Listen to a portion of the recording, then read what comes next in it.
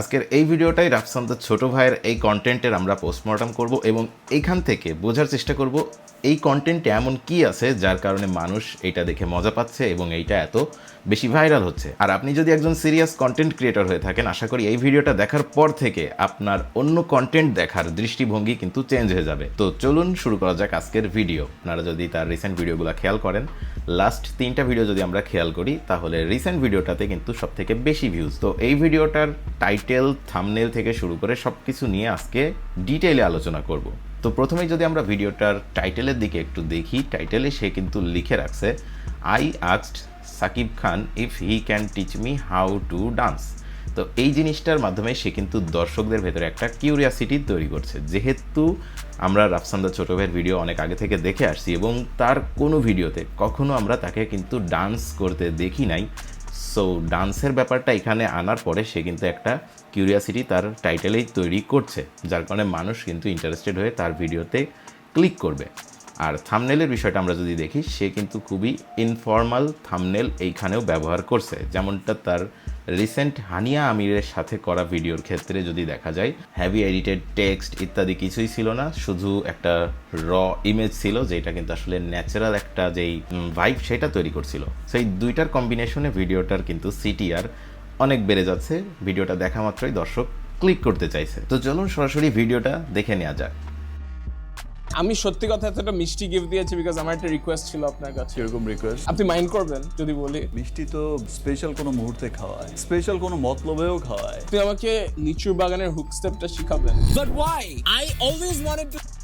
ওকে, so ভিডিওর intro পার্টটাতেই আমরা দেখতে পেলাম যে সে প্রথম 10 থেকে 11 সেকেন্ডের ভেতরেই তার টাইটেলে যেই জিনিসটা প্রমিস করছিল যে সে আসলে সাকিব খানের থেকে ডান্স শিখবে, প্রথমে কিন্তু সেই জিনিসটাই রাখার চেষ্টা করছে। এইখানে কিন্তু যারা অডিয়েন্স আছে তাদের যেই একটা কিউরিয়াসিটি নিয়ে তারা ভিডিওটাতে ক্লিক করছে, সেই জিনিসটা তারা আবারও দেখতে পারছে ভিডিওর শুরুতেই। এখানে কিন্তু তাদেরও মাথায় একটা ট্রিগার করছে যেই বিষয়টা যে হ্যাঁ, আসলেই ভিডিওটার ভেতরে রাফসান দ্য ছোট ভাইকে ডান্স করতে দেখা যাবে। to dance, but I absolutely sucked at it. Like, look, this is me at a Hollywood. So এইখানে কিন্তু ব্যাকগ্রাউন্ড মিউজিকের একটা যেই চেঞ্জটা ছিল এটা খুবই দারুণ। ব্যাকগ্রাউন্ড মিউজিক কিন্তু একটা ভিডিওতে খুব ভাইটাল রোল প্লে করে। আর এইখানে তার বিগত দিনের হয়তোবা তার ইয়াং এজের হয়তোবা কোনো কলেজ পারফরমেন্সের একটা ডান্স ফুটেজ সে ব্যবহার করছে, যেটা দেখার পরে দর্শকদের ভেতরে আরও কিউরিয়াসিটি জাগবে যে আসলে হ্যাঁ, ও তো ডান্স খুব একটা ভালো পারে না। সো দেখা যাক যে সাকিব খানের থেকে সে কেমন ডান্স শিখতে পারে আর কিভাবে সাকিব খান তাকে ডান্সটা শেখায়। তো চলুন বাকি অংশটা দেখি। I have found the ultimate dancing teacher. So আমরা এখন ভিডিওর একটা মোটামুটি 30 থেকে 40 সেকেন্ড পর্যন্ত চলে আসছি। আর এইটুকু দেখার পরে যেটুকু বোঝা গেল, একটা মিম ফুটেজ হিসাবে একটা ফানি ডান্সের ফুটেজ কিন্তু ব্যবহার করছে, একটা বডি বিল্ডার যেখানে ডান্স করতে দেখা গেল। প্ল্যান আছে আমি কেমনে সাকিব খানের থেকে ড্যান্স স্টেপ শিখবো, তাও আবার ওকে, সো লিচুর এখানে বাগানে। আরেকটা It ইন্টারেস্টিং takes me- জিনিস কিন্তু হয়েছে, সে তার ওয়ালে, আপনারা যদি ওয়ালে খেয়াল করেন, সে তার ওয়ালে একটা প্ল্যানিংয়ের যে ম্যাপটা আছে, রোড ম্যাপ, এই রোড ম্যাপটা কিন্তু বানাইছে। আর আগে থেকে সে কিন্তু প্ল্যান করে ফেলছে যে সে লিচুর বাগানে গানটার হুক স্টেপ শেখার চেষ্টা করবে। আর এই যেই রোড ম্যাপটা সে বানাইছে, এই যেই প্ল্যানিংয়ের চার্টটা বানাইছে, যে থ্রিলার মুভিগুলোতে দেখা যায় যে মার্ডার টার্ডার করার আগে, যাই হোক। তো তখনই কারে ডাকবো আমি জানো? The press. প্রেসকে কেন ডাকবো? ওয়াই? কারণ ওরা অনেক বাজ ক্রিয়েট। সো আমরা ভিডিওর এখন 1 মিনিটে আসি। আর এইখানে যেটা দেখা গেল, ও কিন্তু ওর এই স্টোরি বোর্ডটা এক্সপ্লেইন করতে করতে দর্শকদের খুবই ভালো অ্যাটেনশন এখানে ধরে রাখতে পারছে। কারণ মানুষ এই জিনিসটা আসলে এনজয় করছে যে তার সারাদিনের আজকের প্ল্যানিং কী হবে, এই ব্লগে সে কীভাবে প্ল্যানিংটা সাজাইছে, কি কি করতে যাচ্ছে, এই প্ল্যানিংটা সে সবার সামনে এখানে কিন্তু শেয়ার করছে। এই জিনিসটা কিন্তু দারুণ অ্যাটেনশন নিতে পারে। আপনারাও কিন্তু ভিডিওতে এই ধরনের ইউনিক কোনো আইডিয়া কাজে লাগাইতে পারেন অডিয়েন্সের অ্যাটেনশন ধরে রাখার জন্য। আমরা এখন ভিডিওর 1 মিনিটে আসি, মোট ভিডিওটা 9 মিনিটের। সো আমরা কিন্তু অলমোস্ট ভিডিওর 10% কিন্তু দেখেই ফেলছি, 10 to 12% something. This is a very nice outlet, not gonna lie.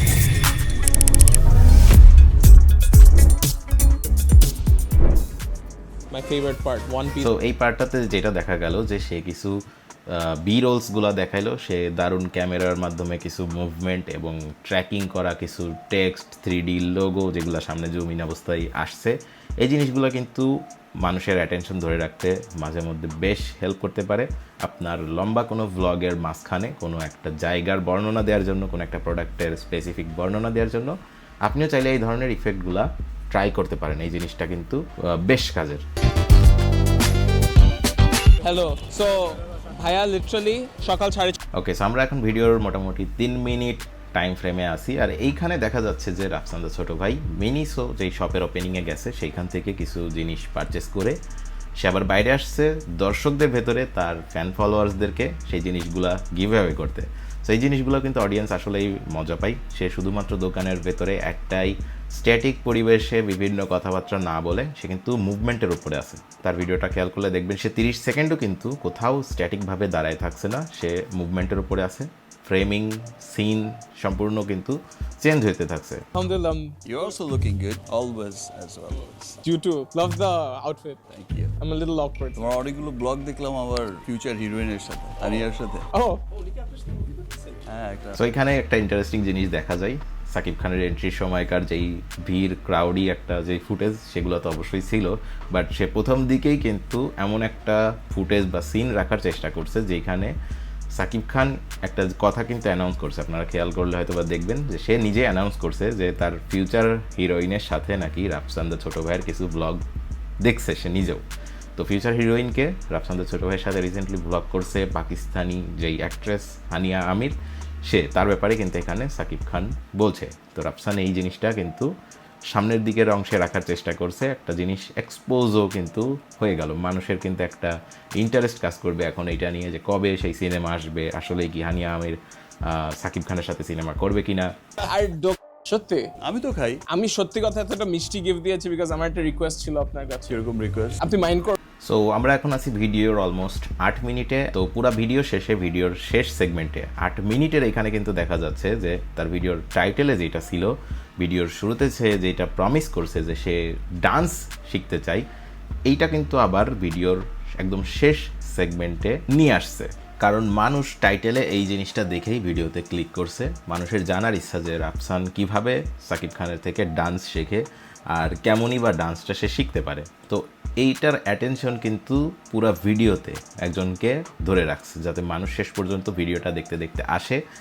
আর এখন ভিডিওর আছি আমরা 8 মিনিটে। পুরো ভিডিওটা যদি দেখেন, ভিডিওটাই আমাদের 9 মিনিট 40 সেকেন্ডের, অর্থাৎ একদম শেষ সেগমেন্ট পর্যন্ত কিন্তু সেই অ্যাটেনশনটা ধরে নিয়ে আসা হয়েছে।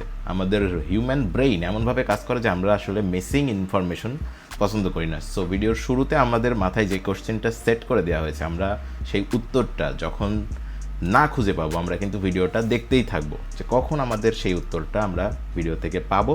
আর এইটা কিন্তু ভিডিওতে অ্যাটেনশন ধরে রাখার একমাত্র নিনজা টেকনিক। এই টেকনিকটা কিন্তু আপনারাও ফলো করতে পারেন।